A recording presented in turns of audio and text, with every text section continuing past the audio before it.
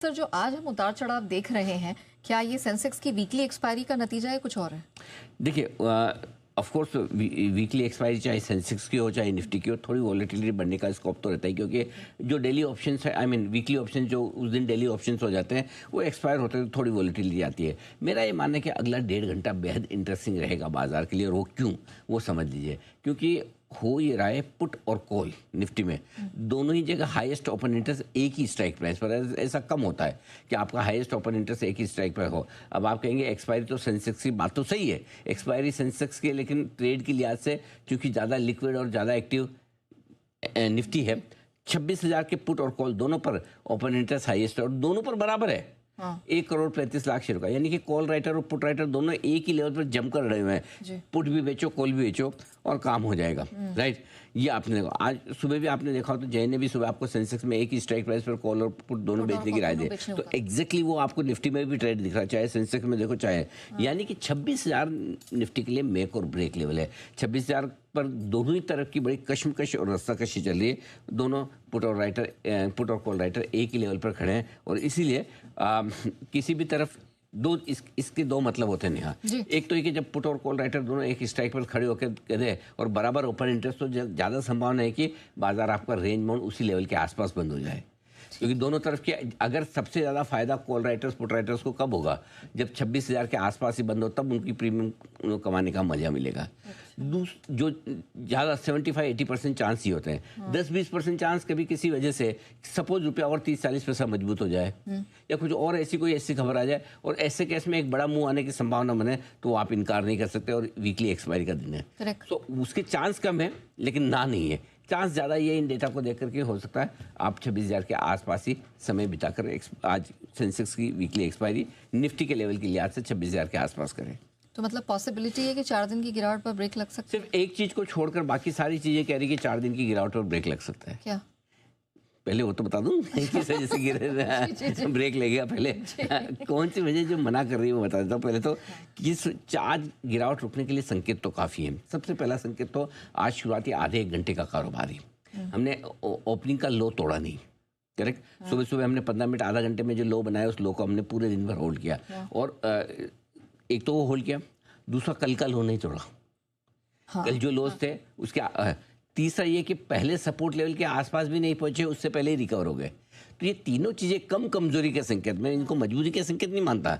गए तो है नीचे, लेकिन पहला सपोर्ट लेवल ही नहीं पहुंचा। पहला सपोर्ट लेवल क्या था निफ्टी में? 25,915, वही नहीं पहुंचे। कल का लो क्या था? 24,890 के आसपास, वही नहीं पहुंचे, और कल का लो तोड़ा भी नहीं। तो कुल मिला के ये थोड़ा सेम सिचुएशन बैंक निफ्टी की भी रही, राइट। ये थोड़ा पॉजिटिव है। अब रिकवरी भी आई, रिकवरी में हमने कल का हाई भी पार किया, राइट। 26,065-66 का कल था, वो उसको एक बार 26,100 के आसपास पहुंचे। 59,414 का था, 59,550 पहुंचे। तो इस हिसाब से हायर हाई हायर लो बनाया, तो मजबूती का संकेत तो बनाया थोड़ा सा। तो ये दूसरा है। और रुपए में जो रिकवरी आई उससे भी सेंटिमेंट में सुधार हुआ है। तो ये तीन चीजें ऐसी हैं जिसकी वजह से आपको लगना चाहिए कि आज एक थोड़ी 4 दिनों की निफ्टी की गिरावट पर फिंगर्स क्रॉस ब्रेक लगेगा। लेकिन अब जो कम अच्छी चीजें वो बताऊं, रिकवरी की लीडरशिप आपको चाहिए बैंक निफ्टी से, मिली भी। अगर बैंक निफ्टी 59,500 नहीं होता तो आप रिकवर नहीं होते।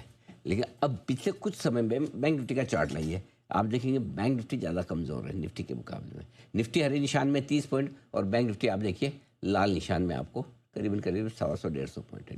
तो इसका स्ट्रेंथ वाला, तो अल्टीमेटली जो बैंक निफ्टी से जो लीडरशिप चाहिए वो आप देखो ना, बैंक निफ्टी ग्रीन भी थोड़ा कम रहा है आज, ज़्यादातर लाल निशान में रहा है, घास कमी हुई है उसके ऊपर, ठीक है। तो अब कहने में आप कह सकते कल बढ़ गया था, कल बढ़ के क्या 75 पॉइंट ही तो बढ़ा था। लेकिन बैंक निफ्टी से जो सपोर्ट चाहिए वो थोड़ा मिसिंग है। यानी कि आज अगर रिकवरी होती है तो बैंक्स के भरोसे मत करिए। रिकवरी के लिए आपको देखना होगा IT पर जो मजबूत है, रिकवरी के लिए आपको देखना होगा ऑटो वगैरह पे, कुछ और सेक्टर्स। बैंक निफ्टी थोड़ा सा तो रिकवरी में, अगर यही बैंक निफ्टी मजबूत होने के संकेत वापस देता अभी, तो मैं कहता था कि नहीं आज रिकवरी के पूरे आसार है। 3 नहीं 4 कारण है, थोड़ा सा एक यही कम मजबूत हुआ लगा। ये बैंक निफ्टी वन ऑफ है या अब इसमें थकान के सिग्नल्स हैं? नहीं, अब वन ऑफ है। अभी तक ऐसा कोई खराब सिग्नल नहीं है, बिल्कुल भी नहीं। ठीक है, तो अब हमारे लिए इंपॉर्टेंट लेवल्स क्या होंगे? एक्चुअली देखा जाए तो बैंक निफ्टी ने भी तो कल के मुकाबले आज हायर लो बनाया है। बड़े भले ज़्यादा ना रहा हो, हायर हाई हायर लो तो बनाया है, कल का लो नहीं तोड़ा, कल का हाई पार किया, तो मजबूती के संकेत तो बैंक निफ्टी भी दे रहा है, लेकिन उतने नहीं दे रहा कि वो निफ्टी को ऊपर खींच पाए। ओके। हाँ, अब आपने क्या पूछा, अहम लेवल 25,850 25,900 आपके लिए सपोर्ट का काम करेगा तुरंत, और इस रेंज में आने पर हल्की फुल्की खरीदारी होगी भी। बैंक निफ्टी पर 58,825 59,000 मजबूत सपोर्ट है। ऊपर 26,126 200 की रेंज में मल्टीपल रुकावट के लेवल, सुबह भी अपने बार बार बात की कि मल्टीपल रुकावट है, वहाँ कहाँ रुकेगा, 26,100 पे ही रुक जाएगा या 200 तक जाएगा, बहुत मजबूत होता कहीं और ऊपर जाता, लेकिन ये तो पहले लेवल पे जाके रुक गया 26,100 पे, तो बस वो रुकावट की रेंज है, यहाँ प्रॉफिट बुकिंग आएगी। बैंक निफ्टी के लिए 59,350 59,525 59,550 का हाई बना है, वहाँ पर प्रॉफिट बुकिंग आएगी। अब फिर से 59,500 के आसपास प्रॉफिट बुकिंग आएगी। बंद के लेवल नोट कर ले, 26,850 के नीचे बंद होने पर निफ्टी में बढ़ेगी कमजोरी। बैंक निफ्टी पर 58,800 का लेवल टूटा तो कमजोरी बढ़ेगी। ऊपर की तरफ 26,225 और 59,750 बैंक निफ्टी पर, ये दो लेवल है, इनके पार बंद हुए तो फिर समझिए तेजी और बढ़ने के आसार बनेंगे। Okay, alright.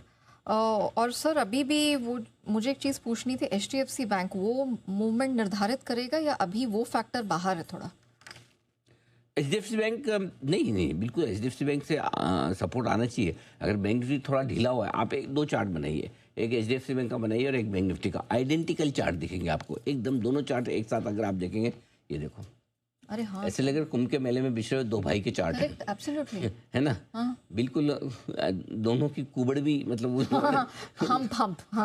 हाँ, हम भी वैसे ही निकला हुआ है एकदम, है ना? सही बात।